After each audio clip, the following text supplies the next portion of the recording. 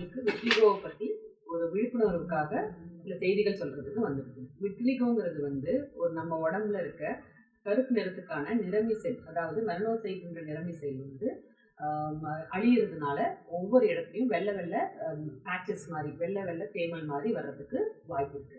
இந்த விட்லிகோங்கிறது வந்து நிறைய வெரைட்டிஸ் இருக்கு. சில பேருக்கு மட்டும் உடம்பெல்லாம் பரவுறதுக்கும், சில பேருக்கு முட்டி கை காலில் ஸ்பெஷலாக வர்றதுக்கும் வாய்ப்பு இருக்கு.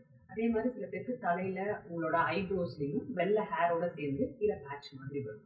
விட்லிகோ வந்துட்டா நீங்க பெருசா ஒன்றும் கவலைப்பட தேவையில்லை. ஃபர்ஸ்டே வரும்போதே வெள்ளை தேமல் மாதிரி இருந்தால் ஃபர்ஸ்ட் உங்களுடைய தோல் டாக்டரை போய் ஃபர்ஸ்ட் பார்க்கணும். ஏன்னா அந்த தோல் டாக்டருக்கு தான் அதை பற்றிய ஒரு ப்ராடான ஒரு ஐடியா நாலேஜ் இருக்கும். அவங்க உங்களுக்கு தேவையான மருந்து மாத்திரை இதுக்கு ஃபர்ஸ்ட் ஸ்டார்ட் பண்ணும்போது ஸ்டீராய்டு மாத்திரைகள் சில சமயம் ஸ்டார்ட் பண்ண வேண்டியிருக்கலாம். இல்லை க்ரீம் மட்டும் ஒரே ஒரு பேட்ச் தான் இருக்கு, சின்னதாக தான் இருக்குன்னா ஃபர்ஸ்ட் ஸ்டீராய்டு க்ரீமோ இல்லை டாக்ரிமஸ்ன்ற க்ரீமையும் நம்ம ஃபர்ஸ்ட் அப்ளை பண்ணிட்டு எப்படி இருக்குன்றத ஒரு 1 month 2 months வெயிட் பண்ணி பார்க்கணும். கலர் வர்றதுக்கு கொஞ்சம் லேட் ஆகும்னா, பட் ஆனால் உங்கள் டெர்மட்டாலஜிஸ்டோட கன்சல்டேஷன் ரொம்ப ரொம்ப முக்கியம்.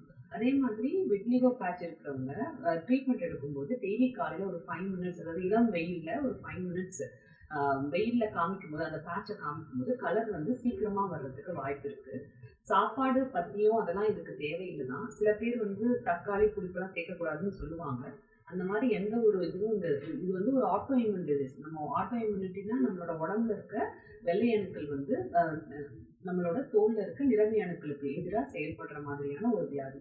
ஸோ அது எப்படி ஸ்ப்ரெட் ஆகுதுன்ற பொறுத்து தான் நம்ம ட்ரீட்மெண்ட் இதுக்கு கொடுக்க முடியும். அண்ட் ஆரம்பத்திலேயே ட்ரீட் பண்ணுறது ரொம்ப ரொம்ப இம்பார்ட்டன்ட். ஏன்னா ஃபுல்லாக ஸ்ப்ரெட் ஆகிறதுக்கான சான்ஸ் இருக்குங்கிறதுனால முக்கியமாக கை முட்டி கால் முட்டியில் இருக்கிறவங்க, அதே மாதிரி அசோசியேட்டடாக தைராய்டு ப்ராப்ளம் இல்லை வேற ஏதாவது டிசீஸோட கூட சேர்ந்து சுகர் இருக்கவங்க, இவங்க எல்லாரும் தான் ஃபஸ்ட்டு முக்கியமாக இதுக்கான ட்ரீட்மெண்ட்டை எடுக்கணும்.